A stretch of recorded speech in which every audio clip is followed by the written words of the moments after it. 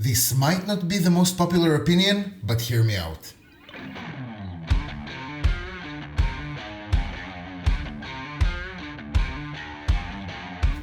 Hi players, bonjour from Paris. My name is Asaf Hirsch and welcome to my channel Easy Board Games. Today we're going to talk about replayability.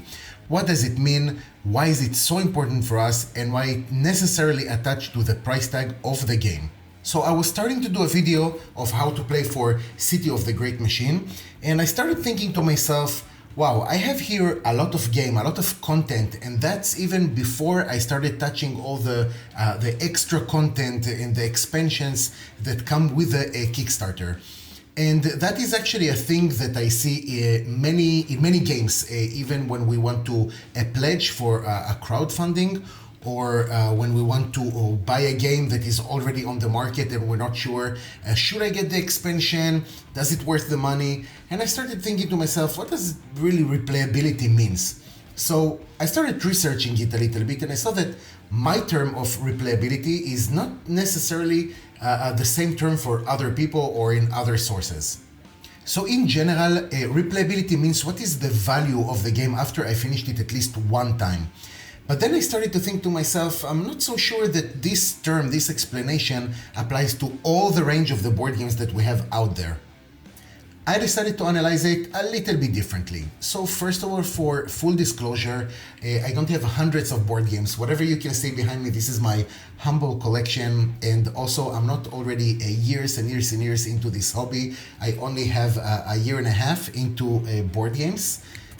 Also very important to understand that whatever I'm saying to you right now is in the domain, like in the range of my board games, like what I like to play. You might look at this video and say, well, you gotta consider a much broader range of board games, but I'm going to talk to you about only about the type of board games that I'm into. Obviously, again, I'm not a professional and I will not be able to talk to you about games that I haven't tested, haven't tried, or something that I tried one time, didn't like it and put it aside.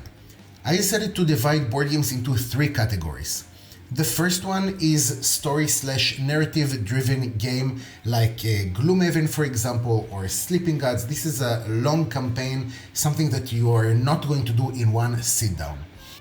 The second thing that we have are short campaigns, okay, short narrative story driven game like This War of Mine, for example. The second category of board games that I took is card-driven games like Terraforming Mars or Ark Nova, for example. And the third category is everything else, which means Euro games, strategy games, and everything basically that you can see around me that you see that I'm into. It can be Trickern, can be Catan, can be Everdell, can be War of the Ring, whatever. So let's analyze these three categories and see if the term replayability really applies in the same way for each and one of them.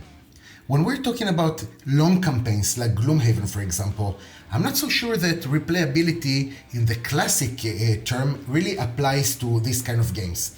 Do I really look for value in a game like Gloomhaven after I finished it for the first time?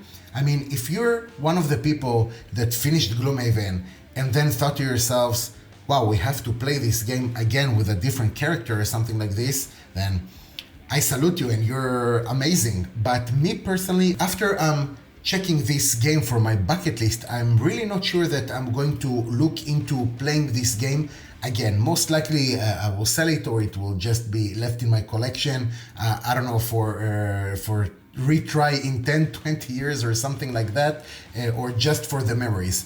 But trying this game again, I really don't think so. And because of this, I'm thinking if I would have had the opportunity to buy an expansion or something that gives me more content for this game, I'm thinking it already has, I don't know what, 10, 13 kilograms of content. Do I really look for something more?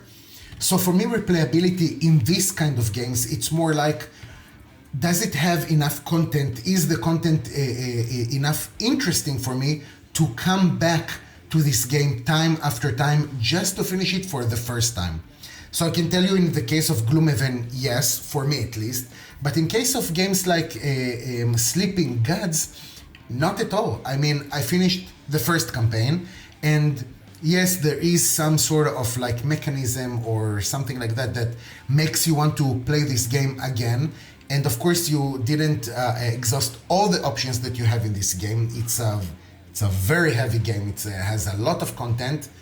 But for me, it became so quickly the same thing that I thought to myself, okay, I'm finishing the first campaign and I'm quitting this game. And that's exactly what happened. I finished the first campaign, directly sold it and moved on. But if we're going to shorter campaigns relatively, like this War of Mine that we talked about, so this is something that you are supposed to finish in one sitting. Or at least in 2 sessions that are very close to each other. It's not kind of a game that you will start now and then regroup 1 week later, 2 weeks later to continue it. It's something that you're starting now and you're going to finish it now. This is still a story/narrative driven game, but here's something a bit changes. Because now we're not talking about a campaign that will last for me a few weeks or a few months, it depends on your game group.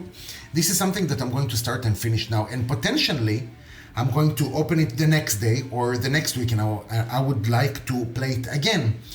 So now replayability, again the term changes a little bit, because does this game have value for me when I'm finishing it for the first time? And the answer is yes, because you have so many ways to end this game.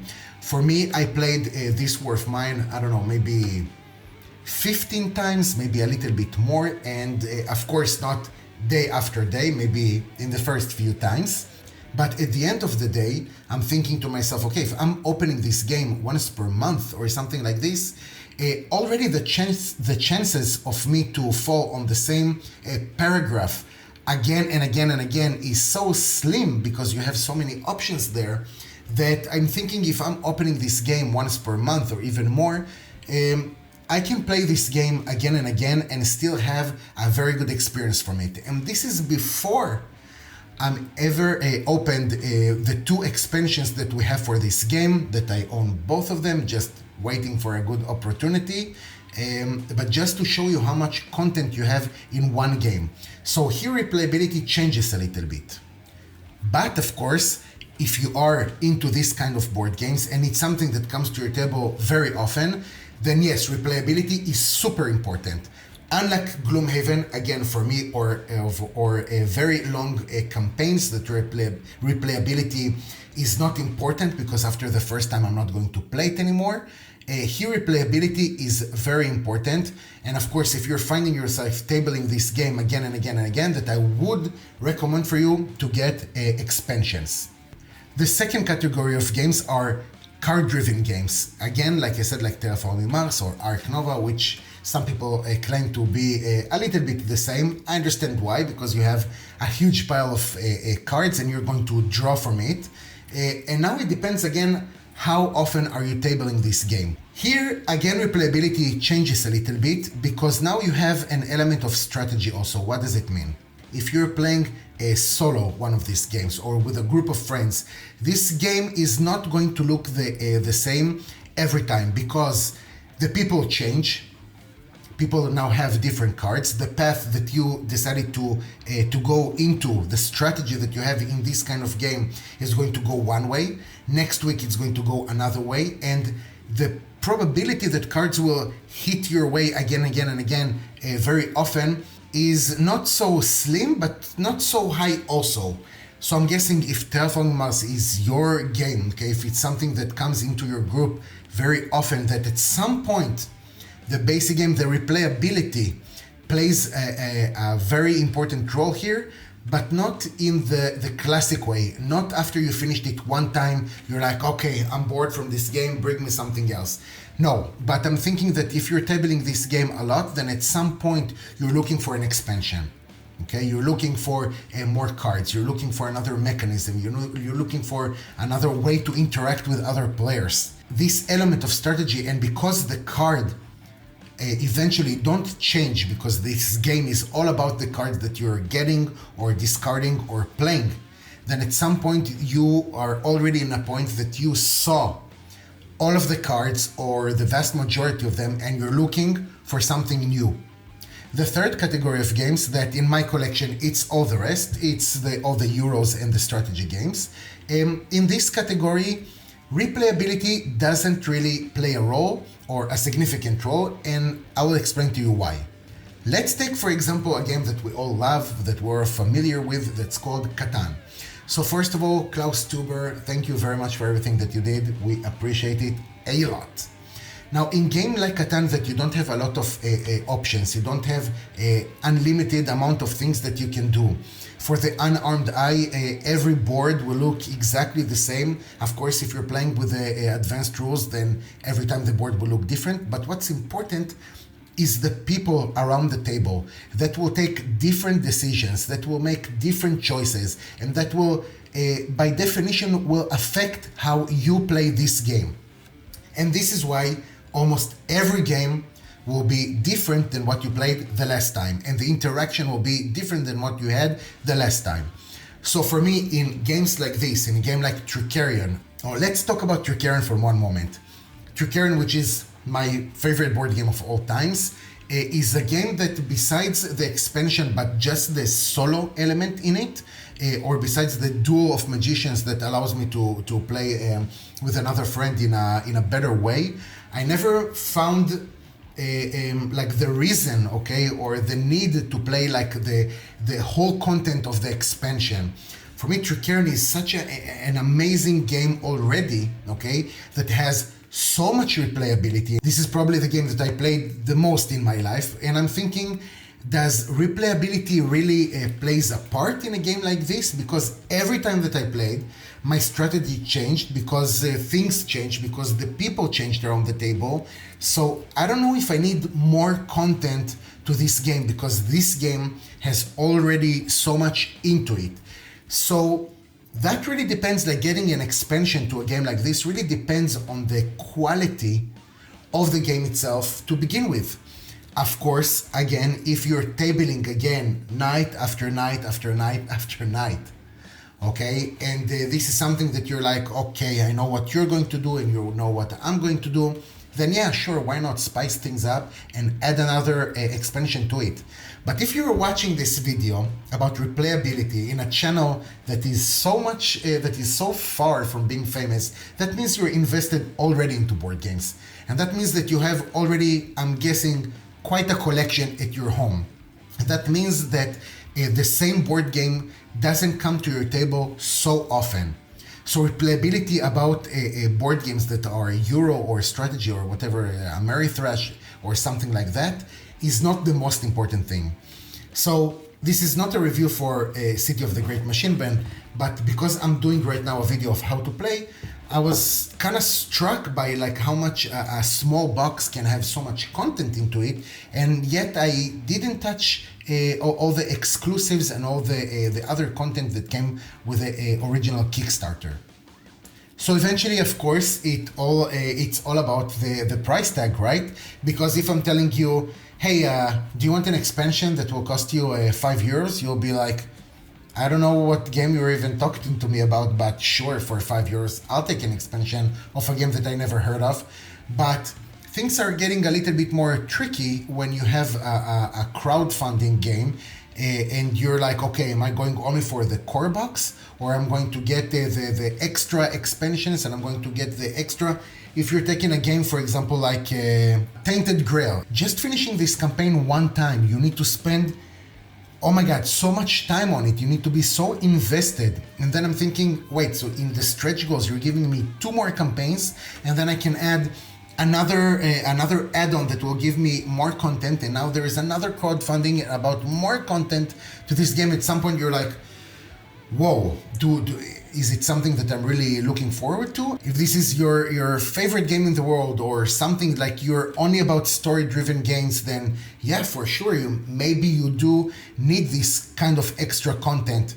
But for someone like me that will probably finish the first campaign and then will just leave it for, I don't know, for a few months and maybe come back to it later, I don't think it's something that I should invest my money into right now, and I can definitely wait for it to be in for sale, in secondhand, in BGG, in your local store, between friends, whatever.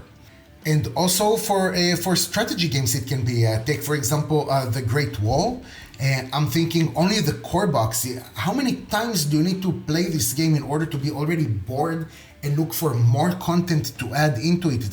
You have to play it like a crazy amount of time. So what I'm saying, guys, at the end of all of this, what I'm saying is, think how much you're going to table a game. Think, do you really want the extra content? Is it really something that is important for you? Is it a game that you can just buy the base game, without the fear of missing out? Try it, give it a chance, try it for a few, weeks, try it for a few months. And then if you feel that something is missing, then you can add the more content. Because I'm feeling that I have a lot of games behind me that some of them I haven't tried yet. Some of them I tried one time, but I already have all their expansions because I bought the all-in from someone on BGG. And I'm like, I don't think I should have done it. Why to spend 200 euros about a game that I can just first try it for 100, for 80, see if I like it, then get all the upgrades, then get all the add-ons? I'm guessing it's something to think about. So what do you think about replayability? Is it something that is super important for you or not so much? Do you agree with the way that I categorized the games? Or would you have done something differently? Please write for me a comment. I would love to start a Discord about this. This is so interesting for me. If you've been watching this video so far, guys, thank you so much. I super appreciate it. If you learned something new, if you saw something that you like, please like and subscribe to this channel. This is an absolutely free way to support me, and I will appreciate it a lot. As always, take care and see you next time.